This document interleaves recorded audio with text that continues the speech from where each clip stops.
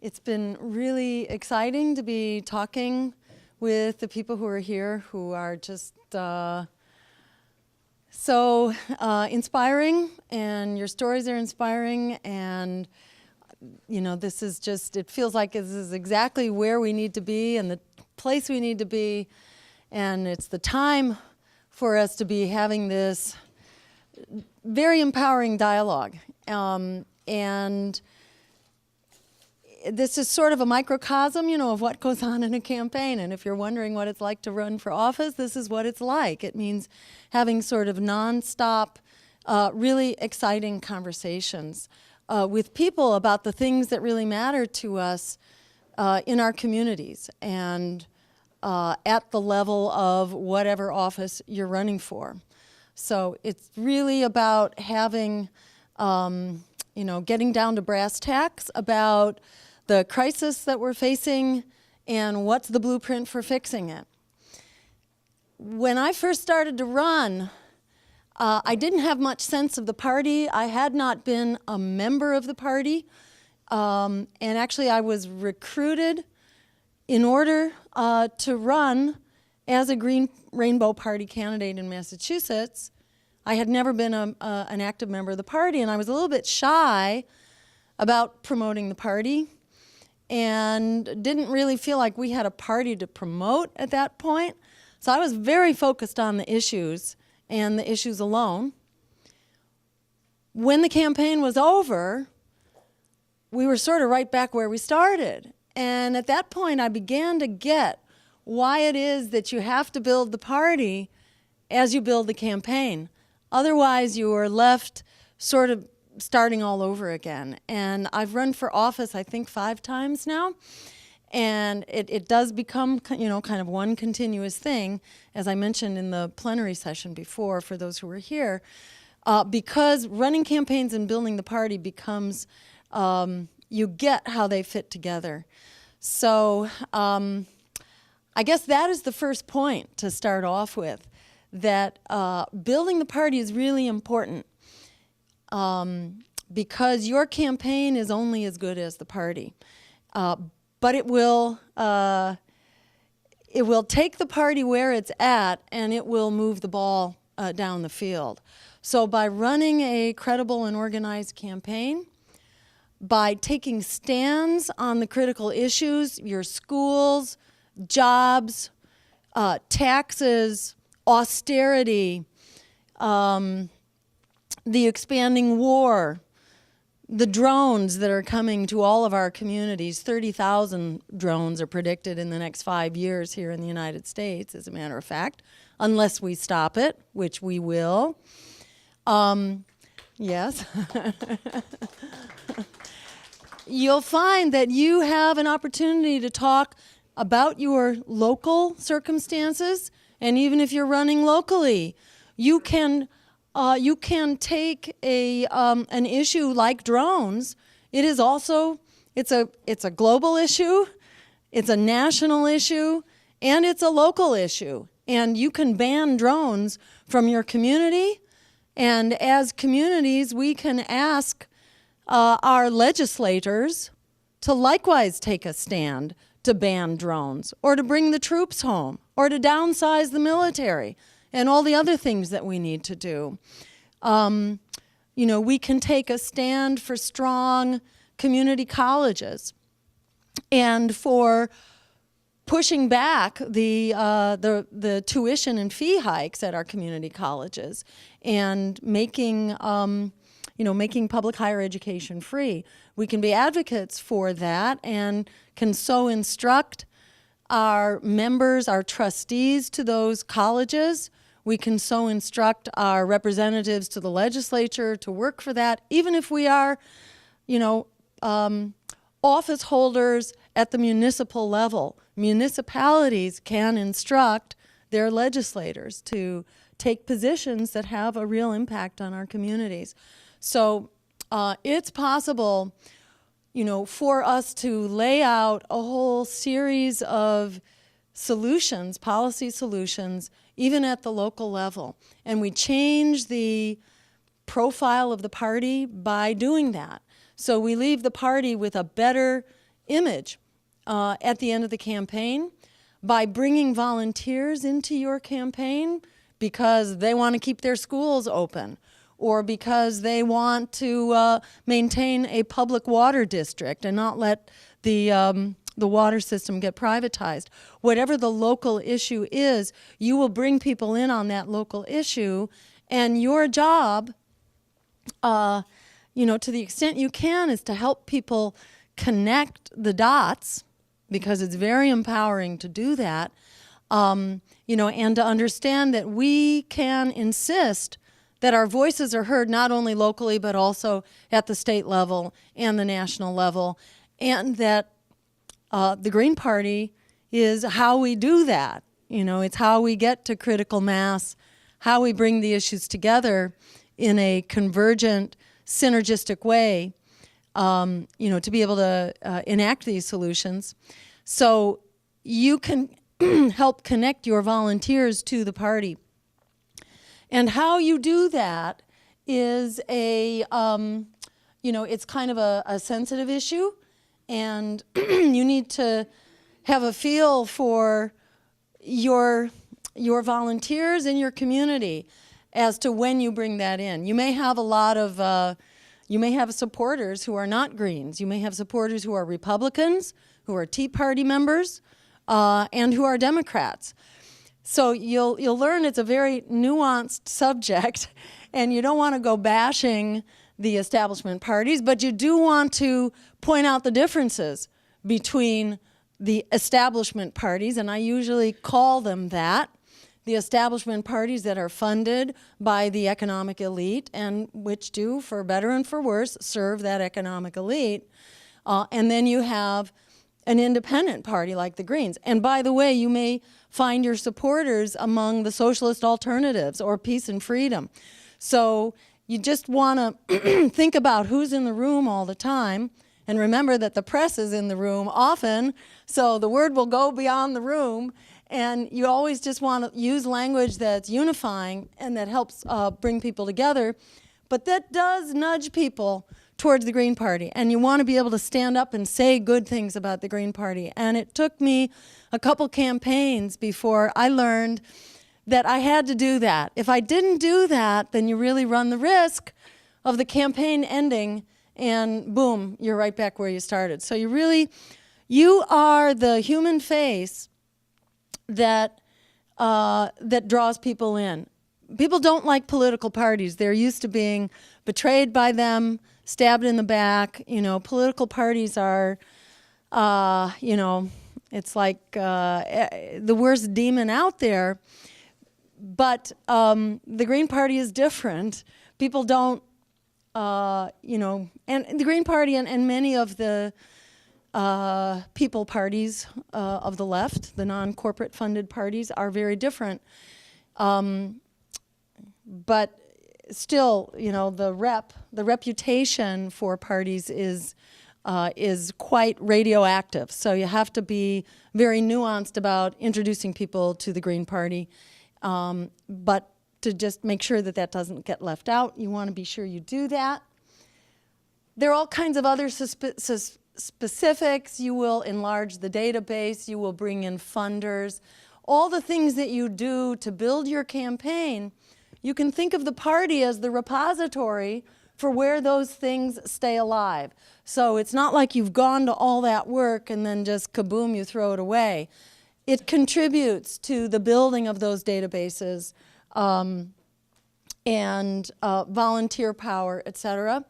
Another thing that I have found very useful over the years, well, first let me back up and just mention that when I started running in Massachusetts, we really did not have a functional Green Party. We had a little bit of a party, but it didn't really have membership, it didn't have support, it didn't have committees, it didn't have much of an agenda that was recognized, and it certainly didn't run campaigns that were credible. And by running headliner campaigns, our objective was to build the party, and we actually did that. Over the course of 10 years, we actually brought in thousands of people into the party. I know that doesn't sound like much in California. Thousands doesn't sound like very much, but Massachusetts is so tiny by comparison. We dramatically enlarged the party. We brought in a whole crop of credible candidates, and we began to repopulate our party committees. Party committees really matter. It sounds boring and administrative at first, but after a while you realize the committees really are where the work gets done. You can't do it all yourself. You may think that you can, but you will run out of steam, and you can't cover the waterfront. So you need a committee that will work on communications, that will write press releases, that will do your video, and many thanks here to Lisa Kastner for graciously providing her services, and to Sanda, who's doing the same in the other room. You need your communications, you need your membership committees to be out there helping to recruit people, making sure that you have your brochures and so on. You need your candidate committees to provide support to new candidates, especially so that people don't have to reinvent the wheel themselves. You should have a candidate committee that helps walk people through what are the legal requirements. You know, we need strong state parties so that we are training up people long before they have to go through this so they can be the support people for the campaigns, et cetera. These are the committees that we need to build, and I've actually found it very useful to be suggesting to people out on the campaign trail that they might be interested in one committee or another, or in starting a local chapter. So the future of the movement, you know, like Margaret Mead said, that never doubt the power, you know, of a small circle of friends to change the world. Indeed, nothing else ever has. That is so true even at the level of a party. In my experience, I have found that new chapters will get founded if you have two people in a community who are really, you know, go get 'em. They're really ready to dig their heels in and get active in their community and get seen. That's what it takes to start having chapter meetings and you know, bringing people in. Or Harrison Wills here at Santa Monica, you know, who really helped build a really active Green Party chapter here at the community college. It just takes, in some cases, one, more often two people to make it happen. So as a candidate, if you help recruit or inspire or energize a couple people who are ready to get going because they get that the planet is in meltdown, and if we wait, it's all over. You know, it's this kind of, you know, really a catch-22 situation. By the time it gets bad enough that everybody, you know, is going to be mobilized about the climate, it will be too late to fix it. So, you know, some people, thank you, some people get that, and they're really out there to start working on climate right now. Or other people have health issues in their family going on, and they get that the solution to the health crisis that we're in right now, you know, is not to cut down our healthcare system, which is what, you know, both establishment parties are doing. And in fact, Obama just last week proposed a whole new series of cuts to Medicare and to Social Security. You know, people will get religion about Medicare for all when they discover that we can actually have that health care for everyone and save us trillions of dollars. In fact, we can actually pay off the budget debt. If you're one of those debt, you know, obsessors, good news. We can fix the deficit and the national debt by moving to a Medicare for all system. So people will get really excited about one issue or another, and they will also realize that we're going nowhere on one-issue politics. Issue politics, I think, were invented to prevent us from building strong coalitions. And I myself was I was a victim of that for about 15 years, that I worked on one issue after another. Health care and then the environment as a big health issue.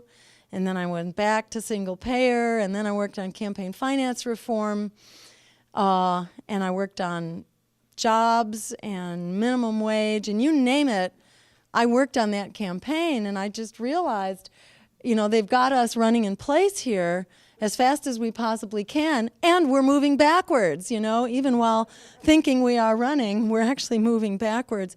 The name of the game here is by building a broad coalition across issues, and once you do that, you realize, oh my God, that's what a political party is. It actually is an issue. It's a coalition across issues, across generations, and across geography, and across time. That's what a political party should be. And the Green Party, is that, and we are not bribed out of being that because we don't accept corporate money or big donor money. And that ensures that we will be true to our mandate for people, peace, and the planet. That's how we get to critical mass. And it's this dance between running elections and building the party. Elections are they cast the broad net, and that's how you bring a lot of people in. And you can't be overly partisan during an election because it really turns people off. And a lot of your supporters are not going to be Greens. But you do want to periodically stand up for the party and remind people why you are a Green and that you are running as a Green, and be building the party so that when the campaign is over, you don't lose a step. You just keep going. It's not just running, it's fighting, it's surviving, it's thriving, it is reviving our future and our community and our democracy that can make it happen. So in a nutshell, that's the gist of what I wanted to say to get us started. So I'll pass it over to Laura, Okay. and then we'll open up and have some dialogue. Go ahead, Laura. Okay, thank you. And is this on? Yep. Okay, one of the fascinating things that has been happening to me over the past year is that people say, "Oh, I know you, Jill Stein." And so they've done it. Actually, somebody did it today. And so I am so flattered, but I figure we're sisters, So there are, the tipping point that Jill talked about throughout her campaign to turn this the breaking point into a tipping point. It is so clear that that is going to happen. And what makes it so clear is that when you look at the polls across however people identify politically, you know what the poll numbers were against the idea that corporations, about the idea that corporations have too much influence in our government. The poll numbers were like 70%, 80%. They were, they keep being that high because people know that that's wrong. Citizens United was wrong. Corporations are not people. People know that, whether, however they identify themselves politically. And so the corporate was something I learned this morning that I really like, a bunch of things, but one of them related to this was that Sarah mentioned that they're no longer really using the word privatized, they're saying corporatized. And I think that that is something that really will start to cause us to win. When we really make the difference between the corporate candidates, there are corporate candidates and there are people. There are the no corporate money candidates, and that's us. And I hope, when Jill's been talking to everybody, it's like she's talking to each one of you as if you are running for office. So I hope that affirmation comes to fruition. And so it's thinking about running for office, actually, I want to say a couple of little things. And one of them is go to Toastmasters. Join Toastmasters. It's an old-fashioned, formal, parliamentarian kind of thing, but it is mainstream. And it does have people that you can talk to about the Green Party, about these things, and get feedback. You know, that's part of every meeting, and you can do a lunchtime meeting or a once a week or once every 2 weeks or something like that. But just consider Toastmasters, both for the fact that it gives you practice, and it gives you practice on impromptu speeches, and you have to time it, you have to hit it and get evaluation. Plus, it's an opportunity to talk to people who are just in the mainstream and make sure, you know, you get that feedback that you're talking to people like people to people. The other thing is, there was one other little thing I wanted to say, but I can't. Oh, and that is, so you're all running, you know, for office, for something or other, and run again. There are so many people that have not won the first time, and that people that are household names right now and did not win at first, but they did win later. So run and just don't stop. It's one of the, I got arrested outside of a gubernatorial debate. and the point of this story is that they may arrest us, but they will not stop us. Even though arrest means, you know, arrêter, it means to stop in French and all that, but they will not stop us. And whether they keep us in a warehouse or whether they, you know, as they did with Jill and Sherry, right? Or metal handcuffs, back of the squad car, dip the head, the whole thing outside the gubernatorial debate, and arrested me for trespassing at a private party. Is that perfect or what? I mean, that is actually what I was doing, you know. And I can't wait until it's a public party. Just can't wait. Oh.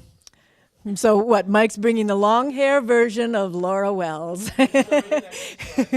Yes. Yes. And I'll tell you, but if you don't, you know, like, pass it along. But, and speaking of long hair, that is another thing. And this is sort of, on my way here, I was visiting with family about an hour and a half away. I thought everything in L.A. was just L.A., but oh no. And I was on my way here, and I thought, I didn't pack a suit jacket. I didn't pack, you know, and it really does make sense, as was mentioned earlier, to dress the part. And so I'm just going to serve as, to make lemonade out of lemons. See, I'm making it. Is I'm the before and this is the after. So you really should wear a jacket. You know, look the part. It really does make a difference. Now, the no corporate money thing, there have been cracks in the system. And it's very important that we know that there have been cracks in the system. And a system with no cracks in it is very different from a system with cracks. Because once there's a crack, once it starts to open up, you know, whether it's engineering a bridge, a dam, or a political system, once it starts to open up, then it can really, that crack can start to grow. And some of the cracks that we've experienced recently have been in 2012, Jill Stein was on Democracy Now! Real time at the same time that the debate was going on. And then not just once, but, you know, a bunch of times, and got public funding, and, you know, bless you, good luck with all the stuff you have to do after you got that public funding, but it was just like, on the ballot in so many states. All of those things, those are cracks in the system. The fact that it was at the same time on Democracy Now! Another crack in the system, I live in Oakland in the Bay Area, and in Richmond is the city. How many of you know that Gail McLaughlin is the Green mayor of Richmond, the largest city in the country with a Green mayor? And she's part of, and Richmond has refineries of the biggest corporation in California, Chevron. And so whatever the name of the opponent that Gail has run against, their middle name is Chevron. You know, they are running against Chevron. And they have there a Richmond Progressive Alliance.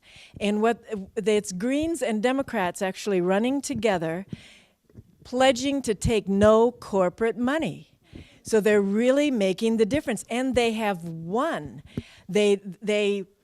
They've won and they've lost. But one recent time they won was that Chevron put $1 million against them in 3 races. And Chevron lost, and lost. The Richmond Progressive Alliance won. And so those are cracks in the system. We do have some, like Fairfax is a majority Green Party, and they've been majority for years, and there have been other times that there have been city councils that have had majority Green parties. We have, in San Francisco, okay, so since I started, I'll say it, but we have a whole bunch of people who were Greens, but in the supervisors, because it's the city and county of San Francisco, and they changed to Democrats in order to get union endorsements, in order to take the next step and stuff like that. But at some point, there were 6 people that were elected Greens in the city of San Francisco. So we want to make it so strong. We want to make the Green Party so strong that people will stay in it, and that difference is made. The minute you cross that line into the, as Jill very politely calls them, the establishment party, and when I'm not feeling so polite, and especially when I'm talking to a bunch of young people, I call them the Titanic parties, because they are heading straight for the iceberg, and the captains of the ship are not turning aside. But meanwhile, I lost my thought there, but but once we really make the point that it's that no corporate money, a corporate candidate, and the reason that people, the real reason that people don't vote Green is that they think Greens can't win. And so we've got to develop that where people get the idea that we can win. And a group of us are working on something called specifically the No Corporate Money Campaign, to get that idea out there. I'm looking to edit a book called 99 Stories of Corporations versus the Rest of Us, and make the point issue across issue, and anybody that's got any ideas about those, because it's all over the place, where the ideal story will be where a governmental official who is a corporate, who ran with corporate money, makes a decision that harms, particularly, that harms the rest of us, that harms our kids, that harms our families, our elders, and all of us, that we really get that point across, issue after issue after issue. So those candidates that can win, they may win, but we don't when they get in. And so we need to grow the Green Party, grow the idea of no corporate money, so that we can get in there and champion other changes. I think I'm getting the idea that we're going to switch over. Okay, let me see if there was a couple of climate things. Okay, there we go. So what's up? Do you have more? Not that I can think of. Okay, well, yeah, I mean, we can do more back and forth. Yeah, so we were thinking it would be good to just open the conversation up and to let you, share your thoughts. And I'm going to come around with a microphone, too, to be sure that you get captured for posterity here. So questions, thoughts, comments? Yeah. How's this, your presidential candidate?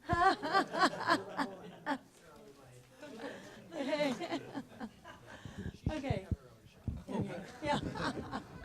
Yeah, I just want to make a distinction between privatization and corporatization. Mm-hmm. Privatization, I think it started when they're trying to get rid of the government control. Mm-hmm. So if you look at the military-industrial complex, if they can get a direct hand into the treasury without the government control, then it becomes privatization rather than, corporatization is really talking about, you don't want corporate money, to get too big, So I think there's a distinction between the two. Okay. All right, great. Yeah, so the point was that it can be complicated saying that privatization equals corporatization, that there are some differences. And that's true. And in my experience, you want to use language that people around you understand. And one of the best things I ever learned in a campaign, I'm going to come around here just so people can hear. Somebody said to me once early on, if you're educating, you're losing. You may be teaching, but you're losing. You got to start where people are. And if you're teaching them what corporatization is or even privatization, you got a problem. You've got to talk in plain, simple language about the things that are bothering people. And there's some, in my experience, who really get corporatization and they're up in arms about it. And, that's really great if they are. You can sort of start from that point of shared understanding. And there are others who are really, they've been very educated about privatization, about how our school system or our healthcare system that's supposed to be for us is now for private profits. And to be specific about what about privatization is bad, because in some people's view, it's good. Break up the government monopoly, it may be good. So you need to really be very clear about the language that you use. I find it very helpful to look at other people's campaigns and their agendas, their policy statements. Right now, there's a candidate running for city council in Washington, D.C. named Perry Red. We sent out an email blast about him the other day. And by the way, if you're not signed up yet, go to my website, jillstein.org, and just get on the email blast, because some really exciting stuff is coming up very soon that you will hear about through that. But anyway, we were helping to profile Perry, and he just has boy, does he have the language down. He's been kind of a community advocate and organizer for decades. And he's been through the ringer. He was in the prison system for quite some time, too. So, he's really seen life from the school of hard knocks. And he's a very powerful community advocate. Because of that, his central focus in running for school committee is actually to stop the school closings. He's the only candidate, if I'm not mistaken right now, for their city council that is against school closings. So that's a way to be really concrete about your issue, as opposed to using words like privatization or corporatization that don't make sense in a city council campaign. People want to know really what the issue is. Let me pass this over to Laura. Well, I want to say one quick thing about that is that something I heard recently, and it was by David Cobb, who's with Move to Amend and is going all over the country, and ran as a presidential candidate a few years back, 2004, I think. But what he said, and this is a place to use corporate, is like there isn't a liberal media and a conservative media. There's a corporate media. And just to make that clear, it's a corporate media. That's what we're facing, whether they talk liberal, talk conservative, or talk whatever. So that's one time, and everybody knows it's a private media, but that's one time that we can help to clarify for people what's going on, why it all feels off to them. Great. Okay, let's see. Yeah, okay, go ahead. She talked about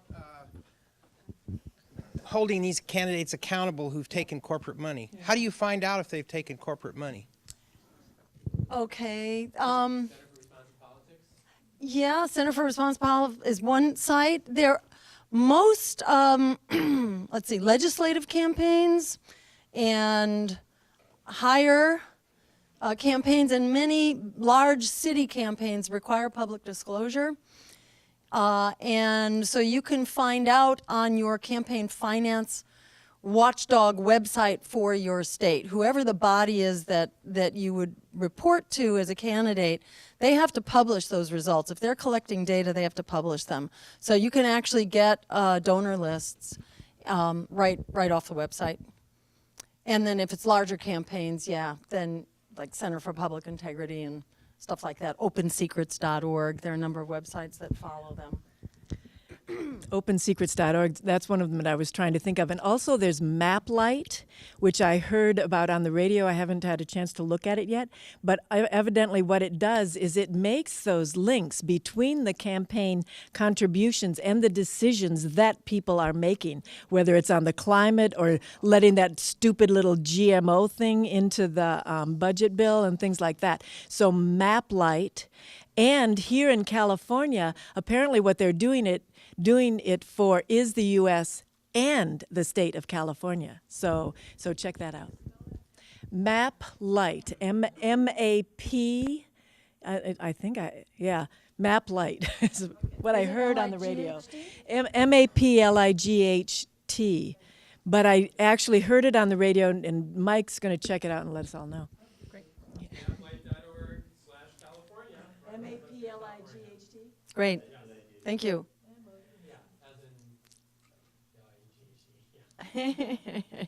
Other thoughts, comments? Okay, yeah. Sorry, back here? Yeah, all right. Get you to comment on the importance or unimportance of the Committee on Presidential Debates in the American electoral process. The Commission on Presidential Debates, yes. Yeah, well, how's the lawsuit going, right? Well, let's see. Shall we say it may not be on the in the headlines at the moment, but it is not forgotten. You know, the Commission on Presidential Debates is basically this scam whose job it is to shut down debate and to make sure that debate doesn't happen and that there's just a polite and irrelevant conversation that takes place between two corporate candidates who pretty much agree with each other and keep telling each other, you know, oh, I agree with that, or, you know, I've got basically the same position. No, I've built more pipeline than you, and things like that. Yeah, cut Social Security, exactly, and Medicare while we're at it, and, you know, we've got to cut those entitlements. Yeah, I mean, it's a scam. How many people watched the, you know, establishment debate? Yeah, and how many felt like you needed to go take a shower afterwards? Got totally slimed by watching it. Yeah, exactly. I mean, that's another way in which, you know, it feels like doing the right politics is political therapy. I was talking to someone outside during lunch about how, you know, we can all be political therapists for each other and for our friends, and remind our friends that if they are in an abusive political relationship, they can get up and walk away. So, you know, that's one of the ways that it feels like this is therapeutic, to be doing Green Party action, activism, fighting, running, whatever part of it is extremely therapeutic. It is life and community affirming and building. The Commission on Presidential Debates, you know, exists in order to stifle that conversation, because if that conversation is had, we win. You know, they are in big trouble if, you know, when it comes to that debate. So we're going to keep fighting. In Massachusetts, we fought that fight and we actually won. They had to let us into the debate. And it also enabled us to raise $100,000 because that's what they were using to keep us locked out of the debate. We won that fight in Massachusetts. It's not over at the national level. Every day, people, just about everyone who in their right mind now says they don't think that alternative voices should be heard. Everybody says that. So we need to start in plenty of time before the next presidential election. But obviously, there's a whole lot of stuff we got to work on. Yeah, well, if I could, our national party passed a platform playing. Sure. Yeah. Dueling technology. if I could, our national party passed a platform playing specifically on this point at our convention where we were fortunate to nominate Jill. And it says, create a new publicly funded People's Commission on Presidential Debates and open its presidential debates to all candidates who appear on at least as many ballots as would represent a majority of the Electoral College and who raise enough funds to otherwise qualify for general election public financing. Any candidate who refuses to participate in such debates would lose general election public financing for their candidacies. Amend federal law to remove the nonprofit tax exemption status that allows corporations to fund the existing Commission on Presidential Debates and other such exclusive privately controlled entities. All right. Thank you, Green Party. Yeah. Leave it to the National Green Party. Other questions as I'm walking along here? If you're on the route, just hold your hand up. Well, in California, we have these nonpartisan local races, so that's where we've been successful. In the partisan races, just like you described with the presidential debates, the whole system is set up to deny you any access to publicity. And then there's a psychological barrier that, well, you're not a big party, so you can't win, so I'm not going to waste my vote. And last year we had Occupy, and there was a chance that there was going to be some energy. Do you see any way, other than just getting a lot of experienced people who've sat on city councils or these different boards, do you see any way of getting credibility for the party? Yeah, and I'm going to pass this over to Laura in just a second, but I mean, for sure. And it's like Chris Hedges, you know, the noted journalist who worked for the New York Times until he quit. You know, he tells all these amazing stories about change, powerful transformational change that just came out of nowhere. And, you know, he's been their war correspondent and has covered like 40 areas, 40 different countries around the world that have been in absolute upheaval. And he was in Berlin the day that the wall came down.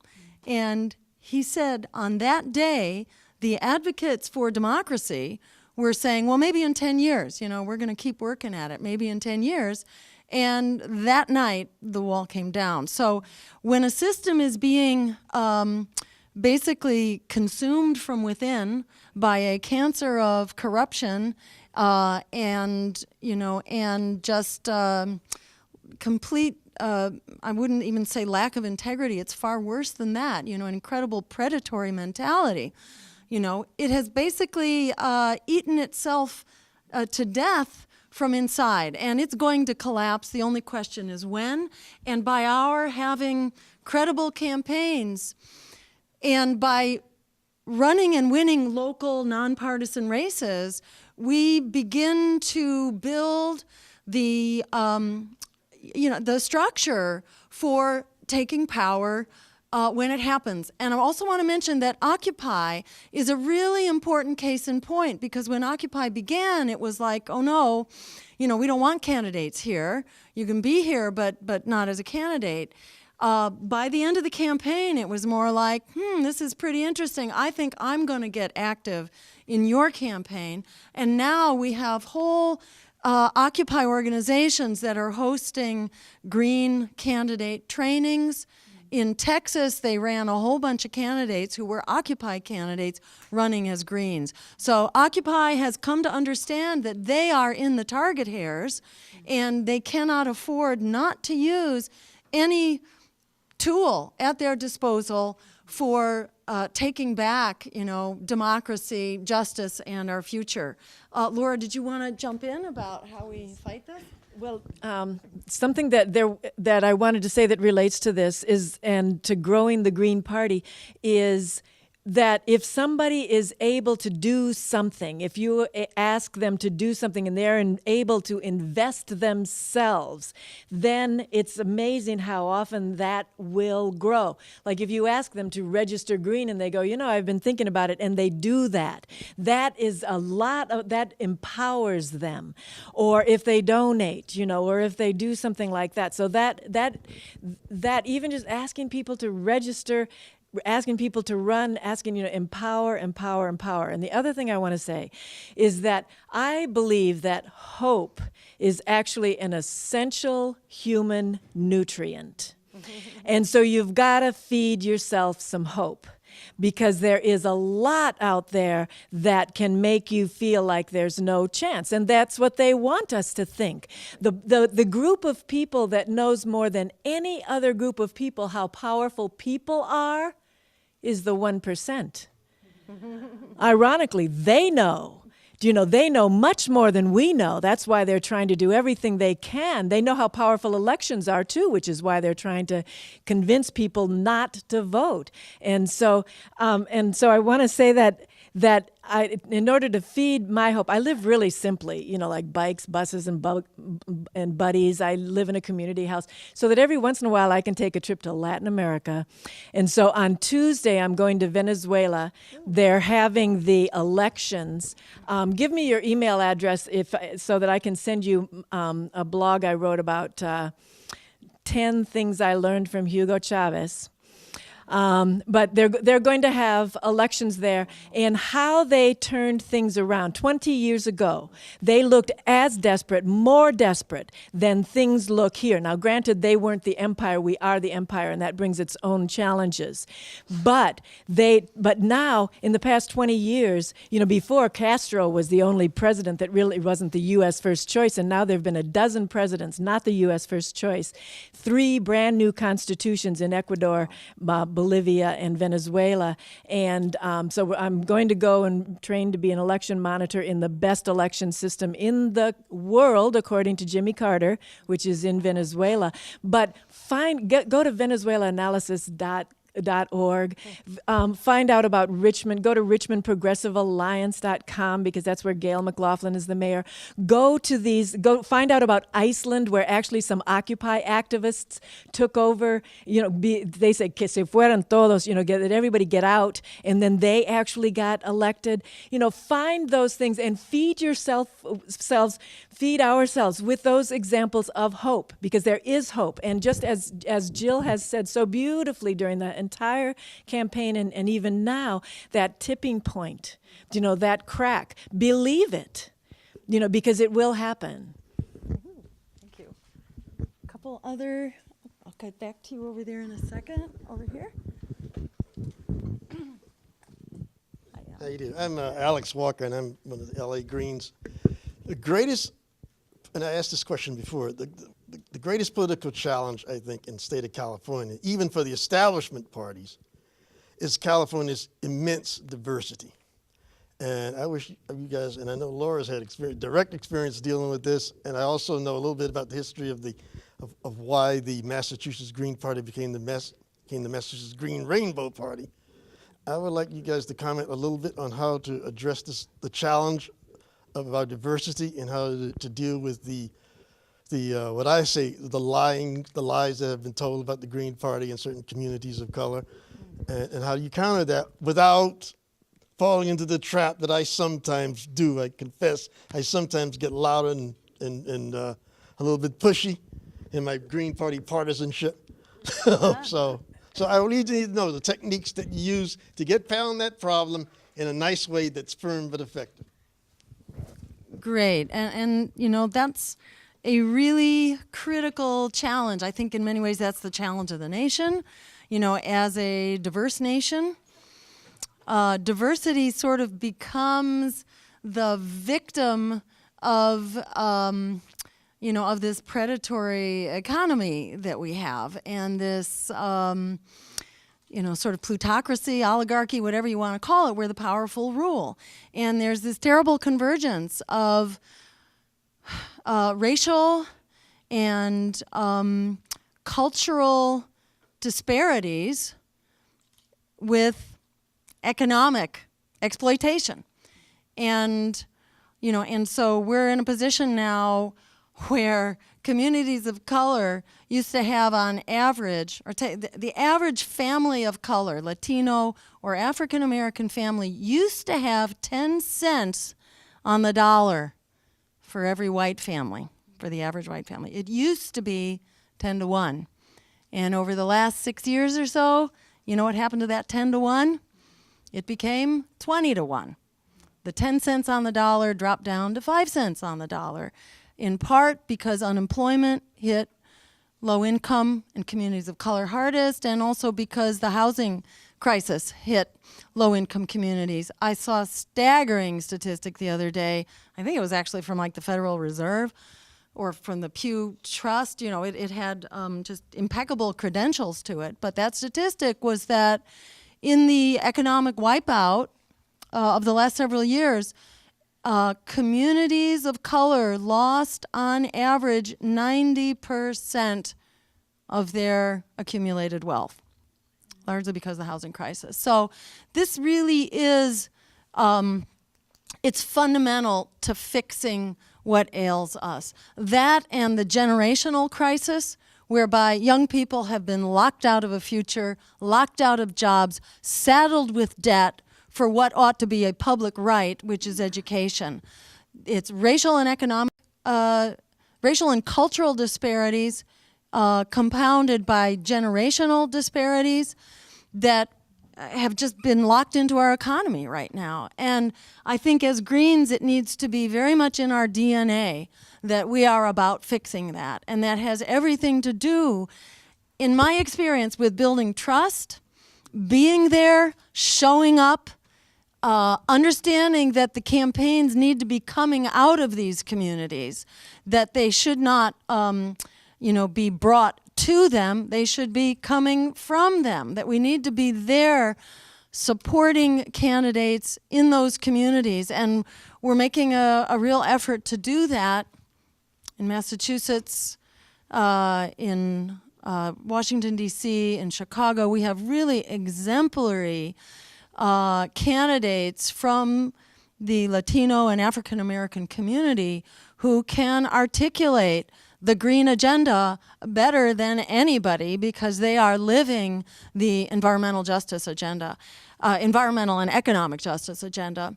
And Sherry Honkala was a really important running mate because she was one of the founders of the Poor People's Economic Human Rights Coalition. So this continues to sort of elevate the profile of the Green Party among the extraordinarily disenfranchised communities who've continued to be very active and really the growing edge of the Green Party right now. But my vote is Yep. that Barack Obama is their champion. How do you get Yes. around? Yeah. Okay. Great point. Okay. Yeah. It's very hard to argue that with people who believe it because it's more like an article of faith than a matter of fact. And I personally don't argue that with people. And I also try to be very respectful of Obama and his amazing achievements and his very powerful abilities. You know, he's a very talented orator, spokesperson, everything. And he's a very talented, incredible person who's made amazing achievements. And then I try to go on and point out where we've gone over the last 4 years.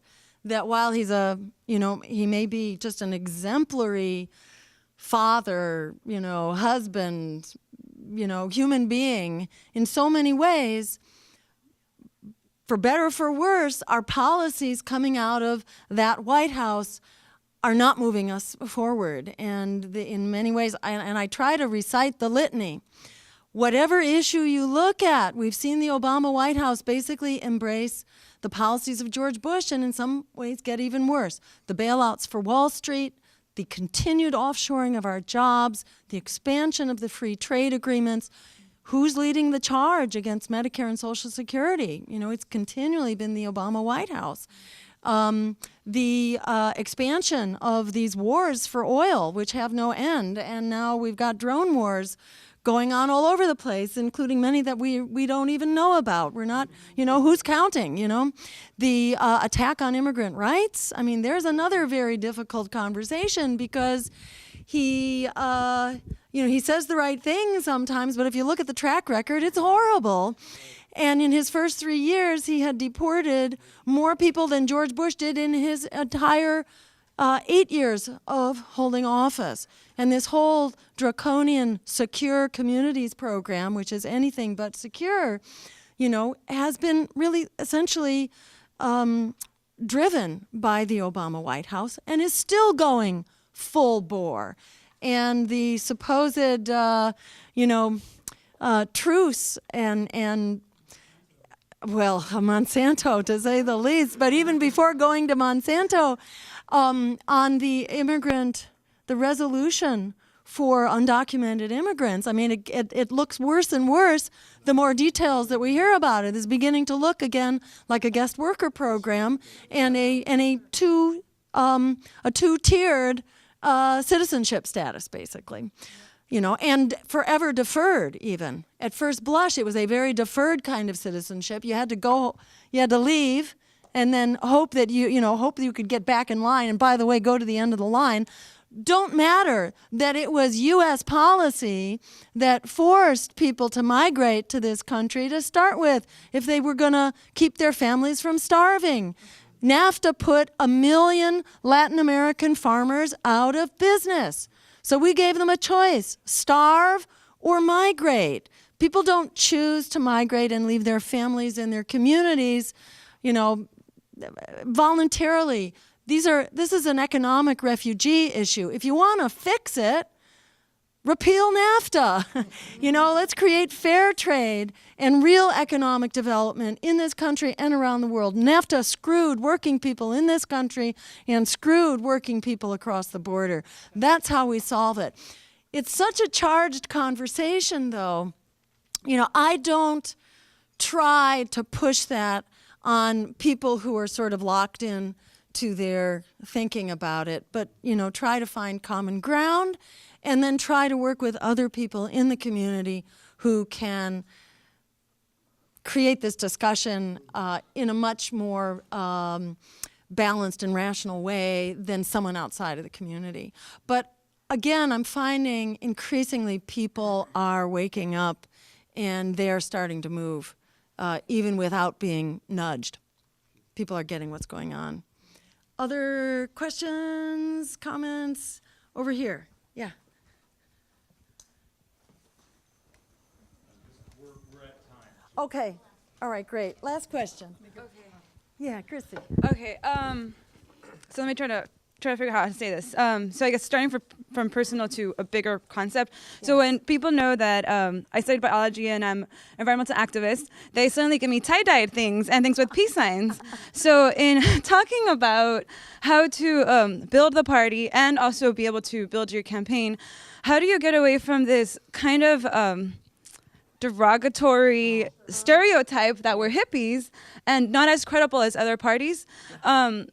And at the same time, I know we're trying to not be involved in corporatization, but can we create alliances with parties like Sierra Club and California League of Conservation Voters? I canvassed for CLCV, and I thought it was ironic that while CLCV was for environmental issues, they were supporting Democratic people. And I was like, I don't understand why the Green Party people aren't being supported by CLCV. So can you speak to that about that? I'm a little confused by why that happens. And can we create those alliances and tap into their people that they have on their databases? Yeah.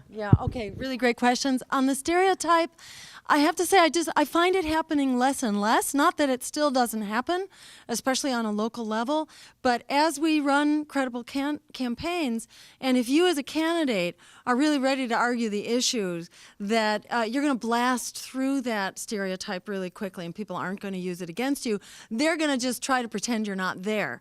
So they won't play that card because they know it won't work. They can't stereotype you if you show up and you've done your homework and you're well informed and you've also gotten to know your community before you run. Because if you do that, you can establish yourself as a really credible activist and advocate at the community level. So that kind of sort of labeling won't really stand a chance. And about building alliances with nonprofits, a couple things on that. One is that many of them have C4s. So, in addition to being a 501c3, which has to be nonpartisan, they have electoral branches. Their 501c4 branch, which does allow them to do endorsements. And what we have found generally is that the environmental groups are often reluctant to take big risks, to say the least. Sometimes there's corporate money involved there, but we won't go into that at the moment. Excuse me. I'm just getting over a cold, if you couldn't tell. So while they may not be willing to take risks in higher races, increasingly they will endorse, excuse me, or at least consider you for endorsement in local races. And we're finding this not only with excuse me, environmental groups, but also with labor groups as well, with some organized, organized labor in particular will also do this. So by running it at more local levels, you increase the odds that you will get real consideration. And if they do endorse you, then you get their lists and so on. So it's definitely worth, going for and integrating into your game plan. Okay, very good. Laura, let me give this to you to Yes, okay, take care. One thing that we're working on with the Sierra Club, and they're all like over a barrel. They feel, the unions, the Sierra Club, all of these people, they just feel like they're over a barrel, that if they feel like they can get hurt if they don't endorse the Democrats. But one of the things that we're starting to ask is for them to include on their questionnaire, do you take money from corporations? Do you accept money from corporations, from developers, and things like that? Just ask them to ask that on the questionnaire, and just get that started. We're looking to develop a pledge along the lines of what happened in the city of Richmond, where Greens and Democrats ran together up against Chevron, and they pledged to take no corporate money, a no corporate money pledge. Because a lot of times, the difference between the walk and the talk, the talk that they do during the campaign and the walk that they take is the corporate money, their alliances. And so despite anything, Democrats or even Republicans, they can say whatever they want to and need to get people to vote for them, but that corporate money is what really makes their alliances. So we're getting at it, but that differentiation. Oh yes, I'm very much for the environment. Do you take corporate money? Yes. Where sooner or later that gets established. Hopefully sooner. All right, thank you. So with that, we're going to adjourn this workshop. You have 10 minutes to take a breather, and then I guess we meet back here, is that right? In 10 minutes. So thank you, everybody. That was great.